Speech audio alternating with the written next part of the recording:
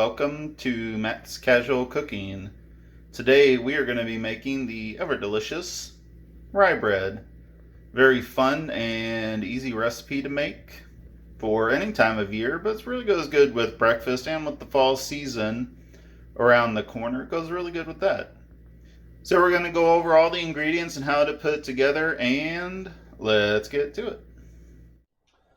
Alright folks, so we're going to go over the ingredients that you're going to need today. Now I'm going to break it down into 3 separate items. So for your saucepan, you need 1 cup of water, 1 cup of milk, you need 2 tablespoons of shortening or vegetable oil, you need 2 tablespoons of dark brown or light brown sugar, depending on what you want to use.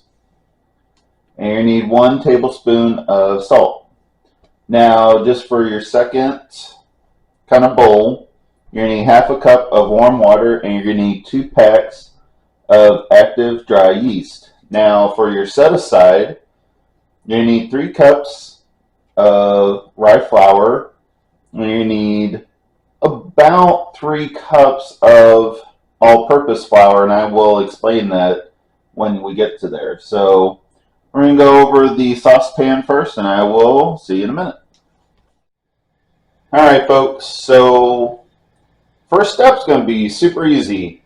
Just bring your water to boil, and then once it starts to boil, you're going to want to add your milk, shortening or oil, your sugar, and your salt to it, and just combine it till it's well combined. And then once that's done, add it to a pretty large, medium to large size bowl, and one that's going to hold the flour that we're going to need later. And then we're going to let it cool till it's lukewarm, so about 110 degrees. So you'll want to get out your thermometer. So go ahead and do that, and I will see you when it's done. Alright folks, so once your milk mixture gets down to about, the 120 range, what you want to do is take that half cup of water, and you're going to heat it up, and you're just going to add it to a decent sized bowl. Make sure, like I said, it's lukewarm, so about 1 to 110, and just combine it. I like to use a butter knife for this, and we're going to let it sit for 5 minutes. So then once that's done, we'll move on to the next step, so we'll see you then. Alright folks, so it's been 5 minutes, so all we're going to do now is just take just your rye flour. Not going to add in any all-purpose flour yet. Go ahead and just dump it in there, and we're just going to stir to combine. So once you have it pretty well combined, go ahead and pull over the milk mixture, and we'll go from there. So we'll see you in a minute. Alright folks, so I've got the milk mixture in here. So all you're going to do is take the rye and yeast. We're going to add it now to this bowl. Now part of the reason I should have said is we want that yeast to start fermenting the sugars in the flour, and it's really kind of to activate it, and we're going to even activate it a heck of a lot more in here as well.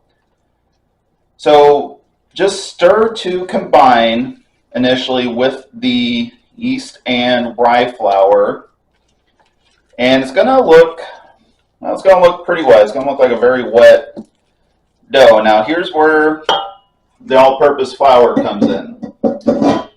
So I have the 3 cups here, but all we're doing, you just want to pour in, I would start with half of it, and then start stirring to combine. All we're looking for is that this starts to form into a ball, and you'll know it's working when it starts pulling away from the bowl itself. So you might not need all 3 cups of flour, but you just might also. So once that's done, we're going to put it out onto a lightly floured surface. So I will see you when it's done. All right, folks, so you can see the dough is going to be easy to handle. It's not really wet anymore.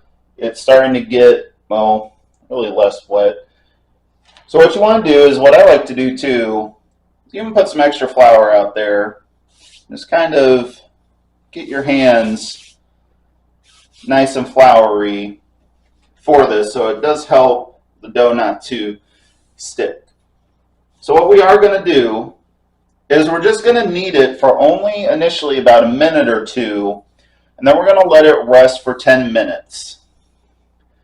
It's mostly because this dough has a lot of yeast in it, and we want to give it enough time where it is really kind of combining and eating the sugars in with it. So that is part of the reason. So once you're done, just let it rest for about 10 minutes, and then we'll come back to it. So I will see you then. All right, folks, so it's been about 10 minutes. The dough's actually risen just a little bit.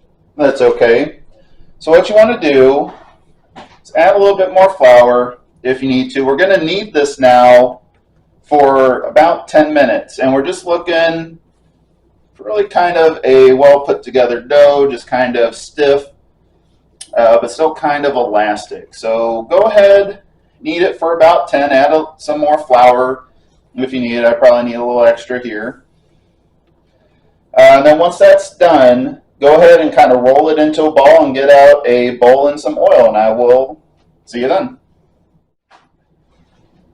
All right, folks, now we've come to one of the more fun parts of bread making, letting it rest for an hour.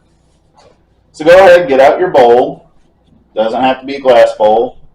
Just put a little oil, maybe just a hair more.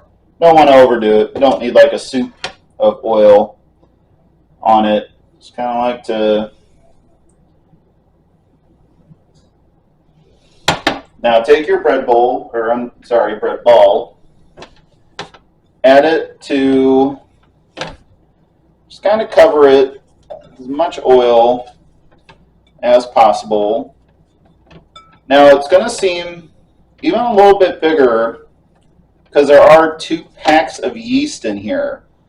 So even letting it rest that 10 minutes has definitely let it double. So what we're going to do, again, is cover with a terry cloth in a warm spot until it has doubled in bulk. Now with 2 packs of yeast, it might only take about 30 minutes, but probably no more than an hour. So go ahead and do that, and I will see you when it's done. All right, folks, so you can see this is most certainly doubled in size. So we're going to take it out. And you don't necessarily need to put this on a floured surface, but we're just going to punch it down. Don't do it too hard. There's going to be a little flour on here. But we're not looking necessarily to do that. So what you want to do is just cut it in half. And now what you want to do is get out 2 greased bread pans using the glass today. And you just want to form this into kind of whatever bread loaf size you want. And if you've seen me before on these, I kind of just do whatever. So just kind of make it sure it's a rectangle. Just kind of set it in there. Just kind of push it down into the bread pan. One like this, kind of fun thing you can do, if you like, just kind of make it into a square.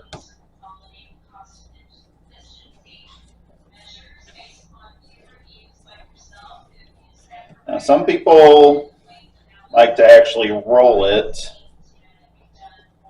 Probably not that way. Like roll it out more lengthwise. It's kind of a fun way to do it. And just kind of make sure you block it off at the ends so it fits. So we're done doing that. But now what you want to do is you want to leave it in the warm place until it doubles in size again, and it fits into the bread pan. So about another 30 minutes to an hour, go ahead and do that, and I will see you when it's done. All right, folks, so you can see the bread has definitely doubled in size.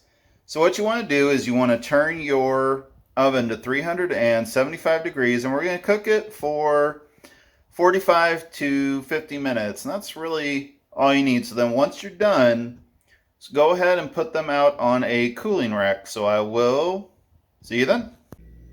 All right, folks, so you can see we are done. Now, this isn't going to be quite as soft as the third bread from last week, but still very, very kind of nice and fluffy. The crust is a little bit harder, but nothing wrong. This goes really good, you know, with like butter or some sort of jam or marmalade for your breakfast, or really just any time, like a snack. If you did enjoy making this recipe today, like, subscribe, share, hit the notification bell. Please leave a comment below. I'd like to know what you think of it. So again, I want to thank you for watching, and I will see you next week on our fun food journey. So I will see you then. Take care.